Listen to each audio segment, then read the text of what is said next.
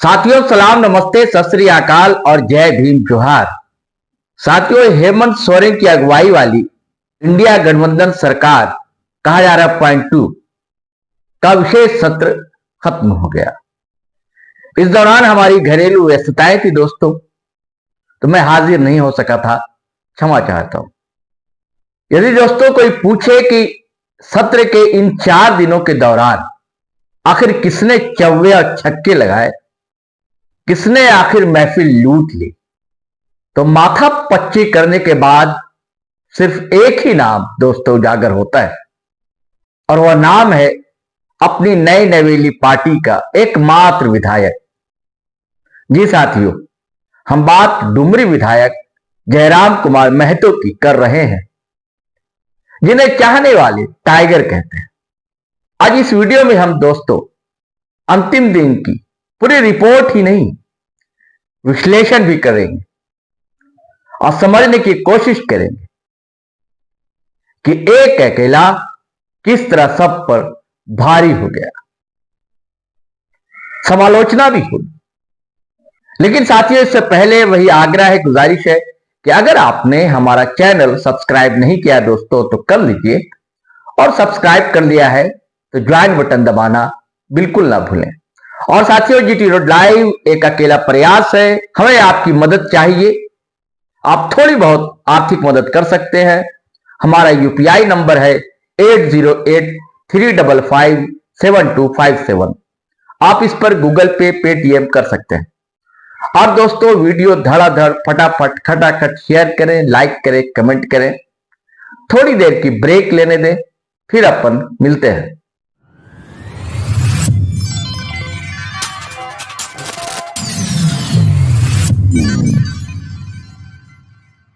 साथियों, टाइगर जयराम महतो ने अपने कई बयानों में अपना रुख साफ कर दिया था कि वह ना सत्ता पक्ष का साथ देंगे और न ही विपक्ष यानी बीजेपी एनडीए की हिमायत ही करेंगे।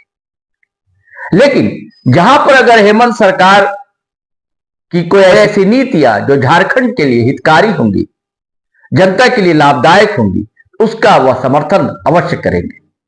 लेकिन साथ ही जन विरोधी नीतियों का विरोध उनका जारी रहेगा। आपको पता है दोस्तों कि हेमंत सोरेन सरकार ने निजी क्षेत्र की नौकरियों में 75% स्थानीयों को नौकरी देने की बात कही थी, निर्णय लिया था। लेकिन कोई झारखंड विरोधी हाईकोर्ट पहुंच गया और अदालत ने उस पर रोक लगा दी। अंतिम दिन जब ये सदन पहुंचते हैं तो जैसा रोजी होता है, मीडिया उमड़ पड़ती है उनके आसपास और सवाल दागने लगती है। और पहला सवाल यही होता है हाईकोर्ट के फैसले का। तो ये क्या, टाइगर जयराम हेमंत सोरेन सरकार के सुर में सुर मिलाने लगते हैं। ये वीडियो दोस्तों आप खुद सुनिए।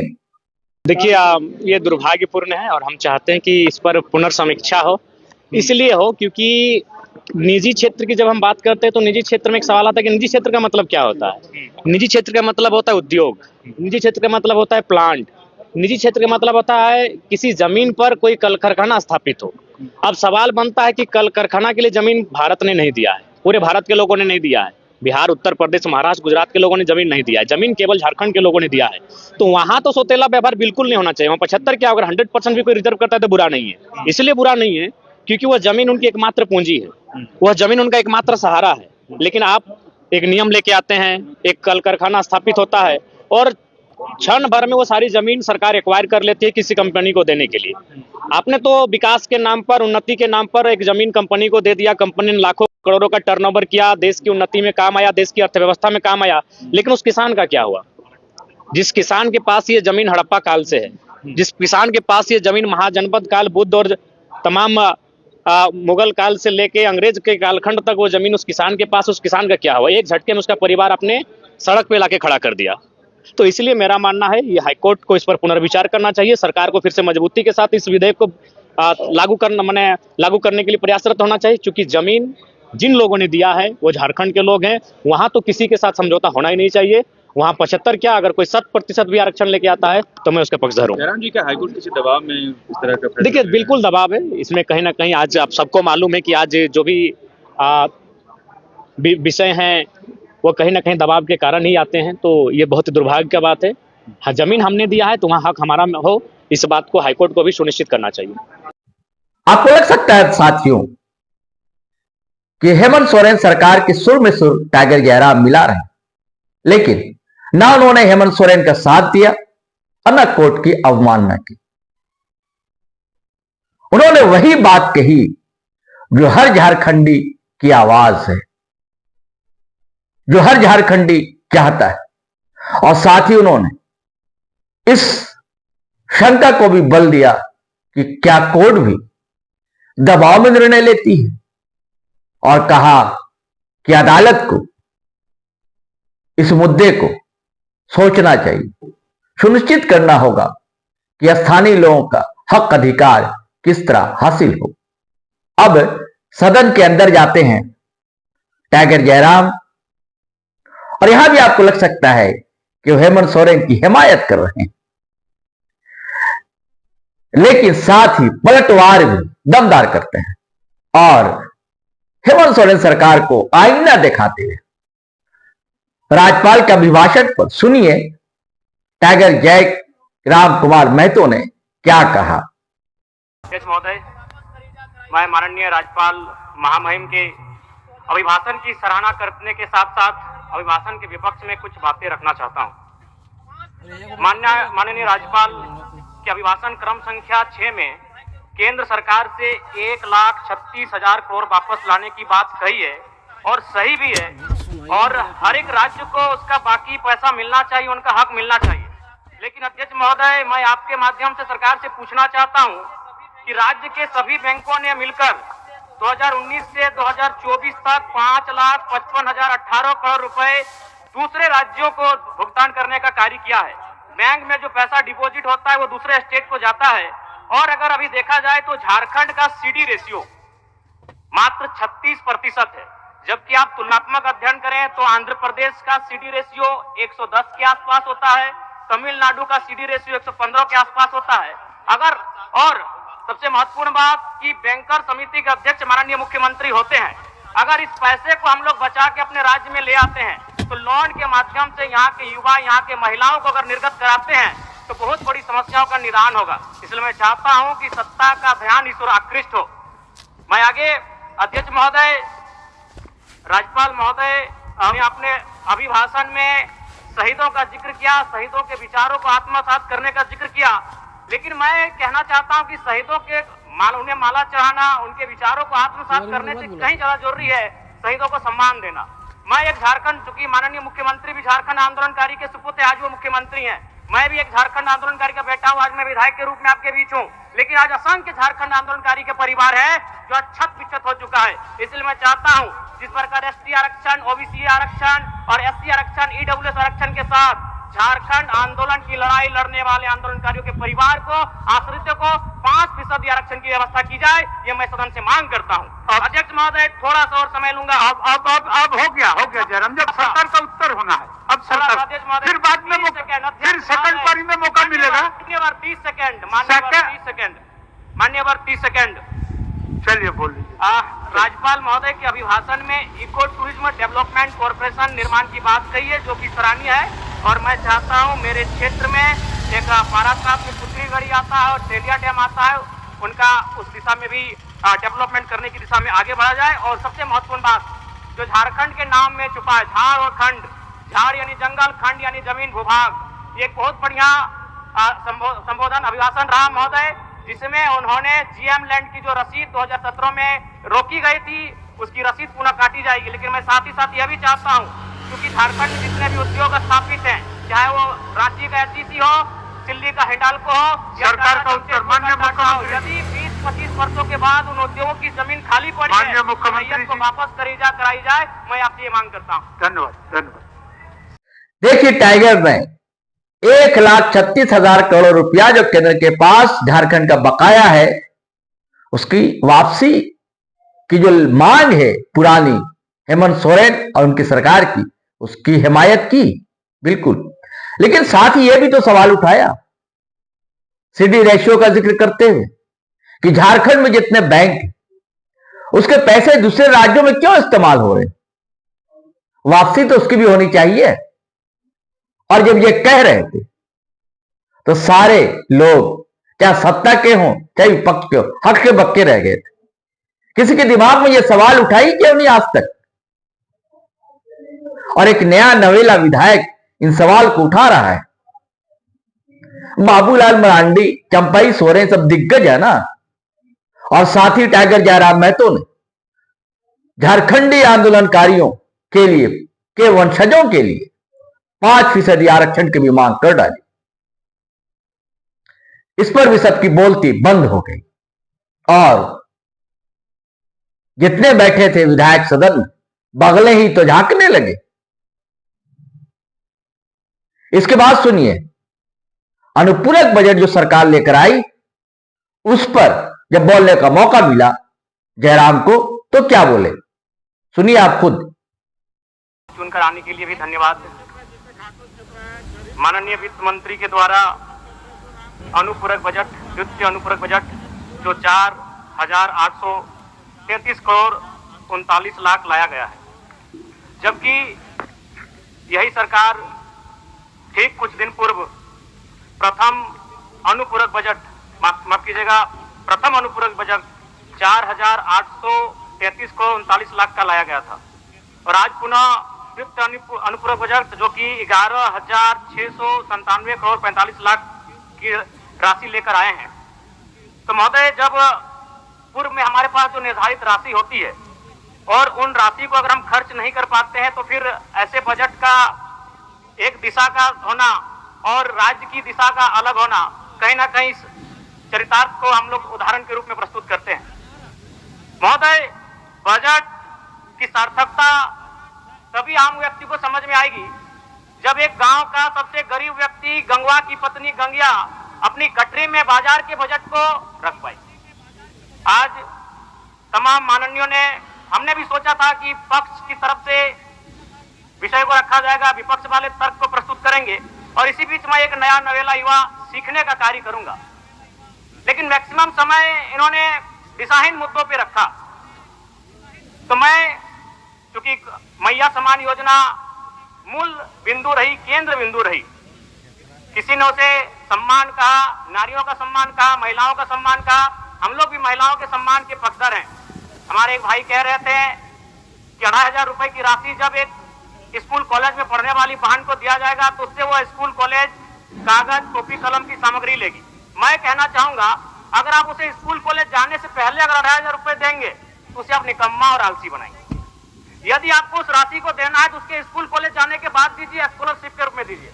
मैं आज पुनः कहूंगा, क्योंकि आप सत्ता पक्ष में हैं, आप संभवतः अपने इस विषय को बचाएंगे, आप अपना पक्ष रखेंगे कि आपने मैया सम्मान योजना एक महान कार्य किया है।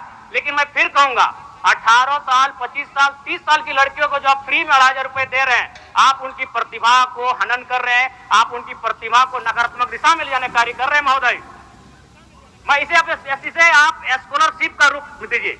आप 2,500 रुपए देना है, स्कूल से पहले देंगे ना। मैं कह रहा हूं, मैं भी, मेरी भी सैकड़ों बहनें हैं गांव में, अगर आप स्कूल जाने से पहले 2,500 रुपए के हाथ में देंगे, उस पैसे को वह गलत कार्यों में, गलत नहीं कहेंगे, कुछ ऐसे कार्यों में खर्च करेंगी जो लुभावनी हो।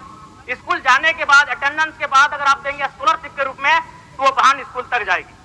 दूसरा सवाल और एक महत्वपूर्ण विषय महोदय, एक मिनट, माननीय सदस्यगण, सभा की सहमति हो तो सदन की कार्रवाई समाप्त होने तक समय बढ़ाई जाए।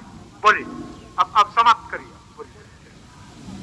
महोदय, यदि वास्तव में मैया सम्मान की राशि 2,500 रुपए सम्मान है तो मैं चाहूंगा हम लोग एक सार्थक दिशा में बढ़िया। महोदय, आज जितने भी माननीय हैं उनको बस की सुविधा दी जाए, जितने भी माननीय हैं अपने घर से ट्रेन की सुविधा से सदन आए, जितने भी माननीय हैं वो अपना टीए भत्ता का त्याग करे, जितने भी माननीय हैं यह जांच हो कि उनके बच्चे सरकारी स्कूलों में पढ़ते हैं या गैर सरकारी स्कूलों में पढ़ते हैं, निजी स्कूलों में पढ़ते हैं, इस विषय का भी जांच हो। अगर उसमें अगर कसौटी में उतरते हैं, हम कहेंगे ये मैया सम्मान योजना है, और नहीं तो इसे केवल और केवल जिस सपने के साथ ये राज्य अलग हुआ था वो सपना कहीं ना कहीं अधूरा होगा महोदय। 2500 रुपया सम्मान की कसौटी नहीं होगा। सम्मान तभी होता है जब समानता से आता है। समानता है तभी सम्मान है। अगर समानता नहीं है महोदय तो किस सम्मान की आप बात करते हैं महोदय। मैं पुनः एक चीज कहना चाहूंगा महोदय, 30 सेकंड 45 सेकंड का समय चाहूंगा। आदरणीय परमश्रय, सीजीएल का मामला अभी भी गर्म है। यदि सरकार को लग रहा है वो साच सच्चे हैं तो साच को आज क्या करा लीजिए जांच। साच को आज क्या करा लीजिए जांच। और अब कब तक बहाना दीजिएगा कि ये विपक्ष की साजिश है। विपक्ष के सारे पे छात्र सड़कों पे नहीं है। सपने टूट रहे हैं, सपने नेशनल नाबूद हो रहे हैं, इसीलिए छात्र सड़कों पर है। और याद रखिएगा उनके सपनों के बीच कोई आएगा, पहाड़ आए, दरिया आए या चट्टान आए, छात्र टकराएंगे महोदय। मैं फिर कहूंगा यदि आप सच है तो सच को आज क्या कराइए जांच, सीजीएल की जांच हो। मैं पुनः कहूंगा खतियान आधारित स्थानीय नीति, विस्थापन नीति पुनः समीक्षा करते हुए लागू कैसे हो उस दिशा में राज्य बढ़ना चाहिए। और महत्वपूर्ण विषय महोदय मैं ये कहना चाहूंगा, हो गया माननीय जयराम कुमार जी, हो गया। धन्यवाद महोदय। साथियों, यहां असली रूप में टाइगर सामने आया और धज्जियां उड़ाकर रख दी हेमंत सरकार की। मैया सम्मान योजना का बड़ा ढोल पीटा जाता है। उन्होंने समर्थन किया, अब बिल्कुल वाजिब तर्क दिए, हालांकि इसका बहुत विरोध हो रहा है, लेकिन उन्होंने पूरी बात जो कही उसे सुना जाना चाहिए। टाइगर जयराम महतो ने यह नहीं कहा कि महिलाओं को सम्मान की राशि ना मिले। उन्होंने यह कहा जो लड़कियां अभी छात्र हैं, स्कूल जाने लायक हैं, कॉलेज जाने लायक हैं, तो उन्हें आप वो राशि दीजिए, लेकिन स्कॉलरशिप के रूप में दीजिए। सीधे उनके अकाउंट में पैसे नहीं दीजिए, उनका वह बेजा इस्तेमाल भी कर सकती हैं। बेजा यानी कि पढ़ाई लिखाई की जगह वो कुछ अपने चट्ठे में, कुछ और अपने कामों में खर्च कर सकती। और वो स्कूल जाए, कॉलेज जाते, स्कॉलरशिप के रूप में 2500 रुपए दीजिए। क्या गलत बात कही जयराम ने? इसकी आलोचना जमकर की जा रही है। और उनका उससे बड़े उम्र की जो 45-50 साल तक की जो महिलाएं हैं उनको बिल्कुल दिया जाना चाहिए राशि। गलत तो नहीं काम, लेकिन साथ एक बड़ी बात भी तो कह दी ना कि सम्मान तो जब ही है जब समानता हो। उन्होंने कहा कि क्या माननीय विधायक के बच्चे सरकारी स्कूल में पढ़ते हैं? जांच करवा लीजिए। एक और सवाल उठाया तो जितने 80 विधायक है परेशान हो गए होंगे। उन्होंने कहा कि इन माननीय विधायकों को टीए डीए ये सब लेने की जरूरत ही क्या है? वो अपने घर से ट्रेन या बस से आए और राजधानी में भी किसी बड़े बंगले और सरकारी बड़े आवास में ना रहें, सरकारी क्वार्टर उनको दिया जाए और विधानसभा आने जाने के लिए बस की सुविधा हो, इससे बचत होगी। तो यह भी गलत नहीं कहा। तो ये सब बातें जो है तीखी है ना दोस्तों। जो सच जो होता है वो कड़वा होता है। इससे तिलमिला गए लोग, सत्ता पक्ष के भी तिलमिलाए हुए हैं, विपक्ष के भी लोग तिलमिलाए हुए हैं। अरे भैया, ये तो हम ही लोग का धंधा चौपट करने में लगा है। हम लोग के पैसे में ही कटौती करने की बात करता है। क्या गलत कहा कि विधायक के बच्चे भी सरकारी स्कूल में पढ़े? और उसके बाद कहा क्या स्थानीय नीति बननी चाहिए, खतियान 1932 के आधार पर नियोजन नीति भी बननी चाहिए। अब विस्थापन का सवाल कब हल होगा? उसके बाद सीजीएल का मुद्दा भी पहले दिन में उठाया था दोस्तों टाइगर जयराम महतो ने, अंतिम दिन में उठाया, प्रमुखता से उठाया और कहा कि उनके सपने टूट रहे हैं, जांच करा लीजिए। आप जांच जरूरी है, आपको शक है तो जांच करा लीजिए। वो अपने बच्चे हैं, झारखंड के बच्चे, उनके सपने टूट रहे हैं। और जब अनुपूरक बजट में अपना वक्तव्य सदन में देने के बाद, यानी कि सत्र के समापन के बाद, जब टाइगर जयराम महतो बाहर निकले तो फिर मीडिया का हुजूम आसपास उनके उमड़ पड़ा, जैसा होता है। और कई बातें उन्होंने कही, थोड़ा झलकियां आप सुने। ये डीए लेंगे आप यहाँ दिन में 100 रुपया का रसगुल्ला और हलवा खाएंगे और 2,500 रुपया पे महिमा मंडन हो रहा है। पूरा 3 दिन का सदन इसी पे बहस हो रहा है। जैसे आप झारखंड के 24 साल के झारखंड के लोगों को कोई वरदान दे दी 2,500 रुपया। तो आज इसीलिए हमने स्पष्ट कहा कि आपके बच्चे बाल में लगाएंगे बनफूल और गरीब के बच्चे लगाएंगे धूल और आप महिमा मंडन करेंगे।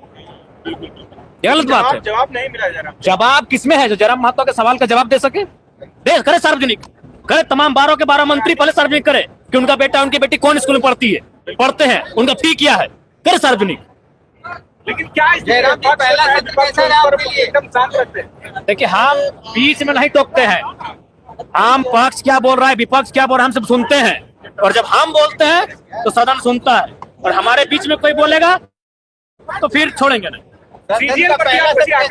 बिल्कुल क्यों नहीं दिखेंगे भाई? उस पर उदासीन जवाब रहा, क्यों नहीं रहे? नहीं दिखाएंगे। कुछ नहीं देखे। सरकार को भी मालूम है चुनाव समीकरण से जीत गया, क्योंकि चुनाव समीकरण से जीते जाते हैं, मुद्दों से नहीं जीते जाते हैं।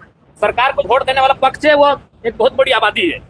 छात्रों पे गोली भी चलेगी तो छात्रों को दोषी ठहराएंगे और बोलेंगे हम 2029 में यही सरकार को बनाएंगे। तो सरकार को ही मालूम है, वो दिल्ली की सरकार को मालूम है और रांची की सरकार को ही मालूम है कि चुनाव मुद्दों से नहीं चुनाव समीकरण से जीता जाता है। इनके पास वो वोट का समीकरण है। अच्छा, जो आपने कहा कि बिल्कुल क्या गलत कहा हमने? आप स्कूल जाने दीजिए, उसका अटेंडेंस होने दीजिए, उसके बाद स्कॉलरशिप के रूप में 2,500 रुपया दीजिए, यही पैसा दीजिए, लेकिन नजरिया बदलिए। सरकार बैंक आज जो अरे यादवों को तो मालूम ही नहीं चला कि हम कौन सा मुद्दा उठाए, इसीलिए बोल रहे थे मैक्सिमम पढ़े लिखे छात्र मैंने विधायकों को भेजिए। आधों को मालूम है नहीं कि हमने कौन सा मामला उठाया, सीडी रेशियो क्या है इनको आधों को मालूम नहीं। बिल्कुल क्या बताइए। देखिए वो रेशियो वो मामला ये है क्रेडिट एंड डिपॉजिट। उसका मतलब है कि हमारे राज्य की जो बैंक हैं वो बहुत ज्यादा पैसा पड़ोसी राज्य के बैंकों को ट्रांसफर करती है, और क्या होता है हमारे राज्य के लोग ग्रसित है, शोषित है, और सबसे मजेदार बात मुख्यमंत्री उनके अध्यक्ष होते हैं। तो भाई उन पैसों को अगर आप अपने पास रखेंगे तो आप युवाओं को लोन दीजिए, आप किसानों को लोन दीजिए, आप महिलाओं को लोन दीजिए और उनको आत्मनिर्भर बनाइए। और आरबीआई का गाइडलाइन कहता है कि 70% तक होना चाहिए। झारखंड का 36% है, बाकी जो स्टेट है वो 100% के आसपास है।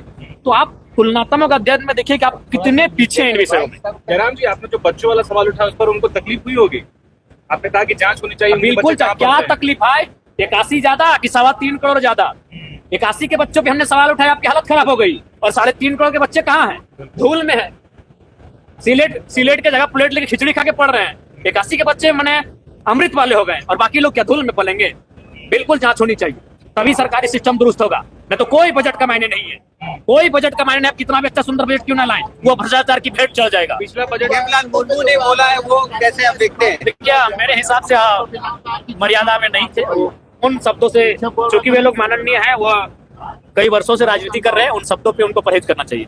मीडिया से रूबरू हुए, सारी बातें बताई, उसके बाद अपने वाहन पर बैठ गए। उसके बाद फिर कुछ लोगों ने उन्हें रोका, और फिर जो मीडिया के लिए एक खास कोना है कि कोई विधायक मंत्री आकर वहां संबोधित करे, वहां ले जाएगा।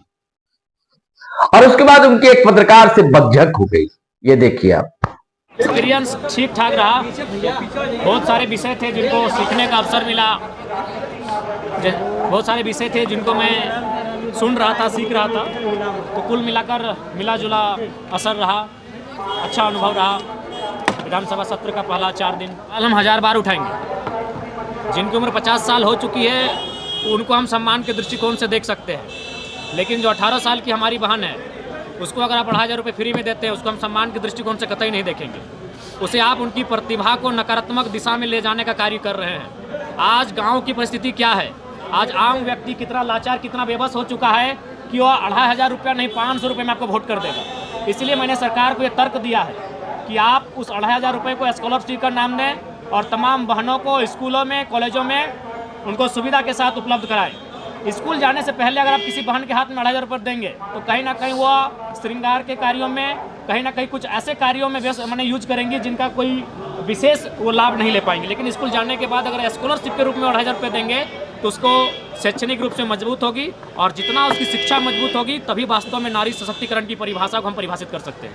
खंड की या भारत की आम व्यक्ति की गरीबी का कारण माननीय है।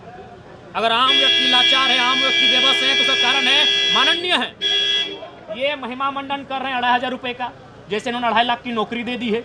3 दिन से सदन में उसी, जब भी मौका मिला मुंह खोलने का, मैया सम्मान योजना 2500 रुपए को अब इतना महिमा मंडन कर रहे हैं जैसे उन्होंने अपने अमृत और वरदान दे दिया हो। तो वही हमने कहा, अगर ये सच में सम्मान है तो एक काम कीजिए, जितने भी माननीय चुन के आए हैं काशी के काशी, आप घर से अपने निजी ट्रेन प्लेटफॉर्म में बैठें, ट्रेन में बैठकर यहाँ आए और यहाँ आवास नहीं, क्वार्टर लीजिए, क्वार्टर। जैसे नौकरी करने वाले क्वार्टर लेते हैं, सरकारी क्वार्टर, आवास और क्वार्टर में फर्क होता है। आप रांची में क्वार्टर लीजिए, जितने भी मंत्री विधायक हैं, और उसके बाद सुबह जिस दिन आपका सत्र चलेगा, सरकारी बस सुविधा, जैसे कॉलेज में बच्चों को, लड़कियों को मिलती है, उस बस की सुविधा विधायकों के घर जाए। विधायक अपने घर में रहेंगे, अपने दरवाजे में रहेंगे, बस जाएगी, उनको पिकअप करेगी और सत्र में लेके आएगी। आप पर डे 2000 रुपये का टीए लेंगे और आप महीना में 2500 रुपये देंगे। उसका ऐसे महिमा मंडन कर रहे हैं जैसे आपको उन्हें कोई अमृत और वरदान दे के बैठे हैं। विधायक कह रहे हैं जयराम महतो कि पहले उनको खुद पर लागू करना चाहिए ये चीजें, तो क्या जयराम महतो इन तमाम सुविधाओं को बिल्कुल डंके की चोट में जयराम महतो जो कहता है वो करता है। हमने 1.5 साल पहले कहा था सदन में हमारी उपस्थिति होगी, जिस रूप में होगी हमने करके दिखाया है। जयराम महतो जो कहता है वो करता है। अगला सवाल। जी नहीं लेंगे सिराज जी, सच में बोल रहे हैं, आपको शक है क्या? ये सवाल कीजिए सरकारों से, मजा आएगा। लगता है बहुत सारे लोग सरकारों से भी सेटिंग हो जाते हैं। आगे महोदय, केजरीवाल भी इसी तरह की भाषा बोलते हैं। केजरीवाल को दिल्ली में रहने दीजिए, ये झारखंड की मिट्टी है। केजरीवाल दिल्ली आंदोलन से नहीं लिया गया था, झारखंड आंदोलन से लिया गया था। मैं आंदोलनकारी बेटा का पुत्र हूँ। मेरी सुनिए सिराज जी, रुकिए भाई, रुकिए, अरे रुकिए ना, रुकिए, पहले रुकिए, बात पूरा करने दीजिए, पहले बात पूरा करने दीजिए, आप पहले बात पूरा करने दीजिए, बात पहले पूरा करने दीजिए, आप बात पहले पूरा करने दीजिए, सिराज जी पहले बात पूरा करने दीजिए। आप भी माननीय हैं, रुकिए, पहले बात पूरा करने दीजिए, बात अब पूरा करने दीजिए। जब मेरी बात पूरा हुई नहीं, कहाँ से गुजारे आप? पहले बात, आप यहाँ सदन के अंदर चिल्लाइए, यहाँ भी चिल्लाएंगे। आपको तकलीफ है, हमारा इंटरव्यू मत लीजिए, आप मेरा इंटरव्यू मत लीजिए। ऐसे भी चुनाव में नहीं लिए थे, ऐसे भी चुनाव में नहीं लिए थे। सवाल को पूरा करने दीजिए, सवाल को पूरा करने दीजिए, सिराज जी सवाल को पूरा करने दीजिए। नहीं लीजिए, नहीं लीजिए, हाँ ठीक है, नहीं लीजिए, अरे नहीं लीजिए सिराज जी, ऐसे भी चुनाव में नहीं लिए थे। आपको क्या हमने कहा, बात खत्म होने दीजिए सिराज जी। आप आवेश में ऐसी भाषा क्या ठीक है, कोई आवेश नहीं है, आपको हमने गाली दिया, आप बाधित कर रहे हैं, आप बाकी लोगों को बाधित कर रहे हैं, आप बाकी लोगों को बाधित मत कीजिए, आप बाकी लोगों को बाधित मत कीजिए, आप बाकी लोग बाधित मत कीजिए।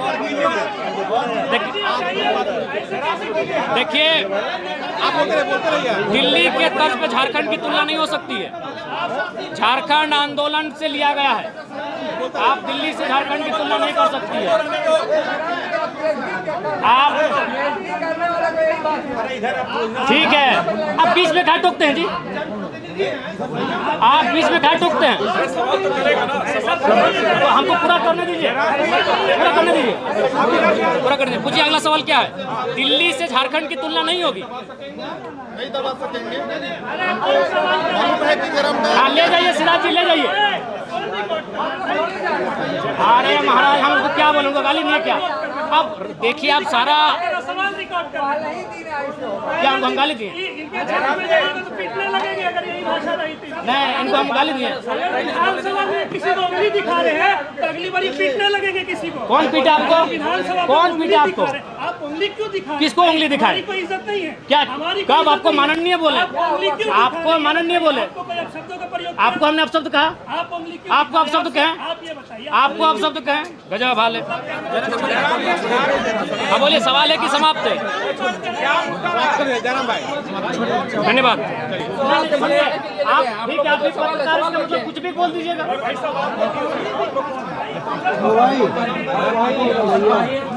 सिराज जी काहे हल्ला कर रहे हैं महाराज? आइए ना, आपको सवाल करना होगा। और आपका ये कौन सा भाषा? आपका ये कौन सा भाषा है? और कोई सवाल है मीडिया बंधुओं?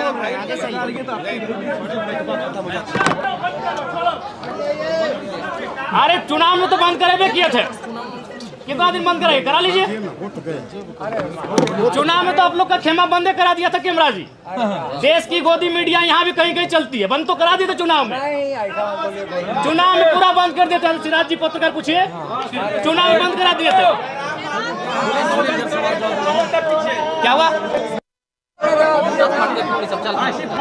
क्या हुआ? अरे सवाल कीजिए ना, सवाल कीजिए ना, आपके सवाल से कोई भागा है? देखिए जयराम जी थोड़ा सा संयम बरतिए, थोड़ा सा संयम बरतिए, और कुछ हम नहीं बोल रहे। जब हमारा आप एक लय होता है, देखिए सिराज जी, सवाल पूछे जाने का एक लय होता है, उस बीच में क्यों आए? नहीं सवाल कुछ भी रहे, नहीं एक लय होता है, एक लय होता है, उस लय को टूटने दीजिए, उस लय को टूटने दीजिए। कहाँ विजिट किया? मेरे कैमरे में कई बार बोले कि आप काफिला लेके नहीं घूमे, आपको जनता ने जाना दे। आज कहाँ कपिला है सिराज जी? काफिला लेके। अरे भाई कहाँ कपिला दिखाइए, कहाँ है कपिला दिखाइए। कौन हम इनको क्या हमारे लोग हैं? ये देखिए भोपाल है, आप सदन में भोपाल मचाने आते हैं, ये सवाल जनता के सवाल पे उठाने आते हैं। आपको हमसे पर्सनल दुश्मनी है, ऐसा सवाल होता है? देखिए सुनिए, एक लय होता है सिराज जी।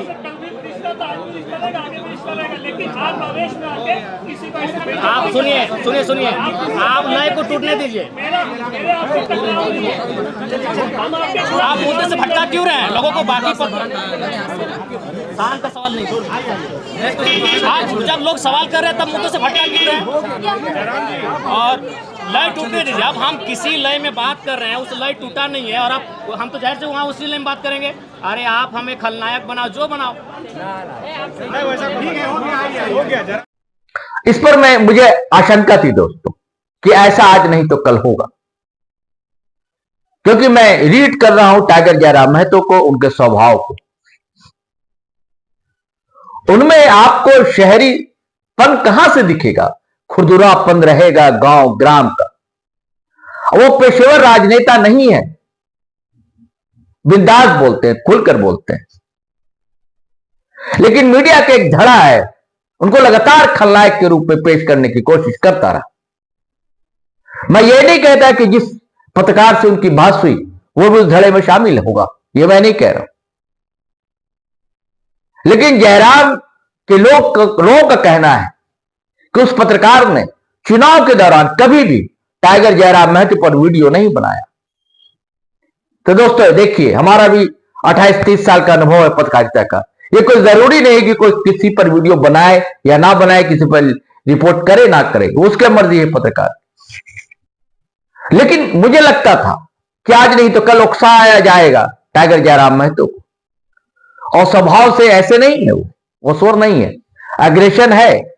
जहां जरूरत है बोलने की, गरज जाते हैं। धीरे धीरे चीजें ग्रेजुअली सुधरती। पढ़े लिखे हैं टाइगर जयराम महतो, उन्हें खुद एहसास हुआ, आपने वीडियो में देखा, बाद में नॉर्मल होते हैं। ये ठीक है कि उंगली उठाते हैं, वो भी तरीका गलत था टाइगर जयराम महतो का, मैं कहता हूं वो सही नहीं था, उन्हें समझना चाहिए था। लेकिन सहज ढंग से, स्वाभाविक ढंग से, वो स्वाभाविक प्रतिक्रिया जिसे कहते हैं, क्रिया की प्रतिक्रिया, वो सामने आई। और कहा यह भी आ रहा है कि अंदर में वो कुछ जो गुबार था क्या, कि चुनाव के दौरान उस पत्रकार ने कभी उन पर फोकस नहीं किया। हो सकता है, लेकिन उन्हें यह ध्यान रखना होगा टाइगर जयराम महतो को, उनकी टीम को, कि मीडिया ही है जिसने आपको हाईलाइट किया सबसे अधिक ऐसा। और आप सभी को एक तरह नहीं हाँक सकते, मीडिया अलग है। जो आपके साथ है आपको साथ देना, और कोई अगर तीखा प्रश्न हो तब भी आपको बड़ा शालीनता पूर्वक उसका जवाब देना है। मीडिया के साथियों से भी कहना है कि आप वैसी अपेक्षाएं इनसे नहीं कर सकते। ये पेशेवर राजनीतिक नहीं है, ये गांव का नौजवान है। परिस्थितियों ने इसे नेता बनाया, अगुवाई करने पर मजबूर किया। झारखंड के हालात ऐसे हो गए और ये नौजवान आज सदन में पहुंचा है। और सदन के अंदर देखिए, बहुत अच्छे, जैसा बोलना चाहिए एक विधायक को वैसा कहा उन्होंने। थोड़ी तुलसी भी थी, जरूरी थी, दोनों को देखने की जरूरत है, क्योंकि नेता और पत्रकार दोनों के रिश्ते अच्छे होने बिल्कुल जरूरी है दोस्तों, और झारखंड के लिए भी जरूरी है।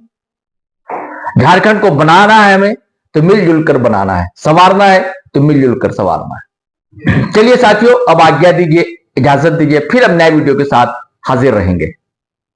तब तक के लिए जय हिंद, जय भारत।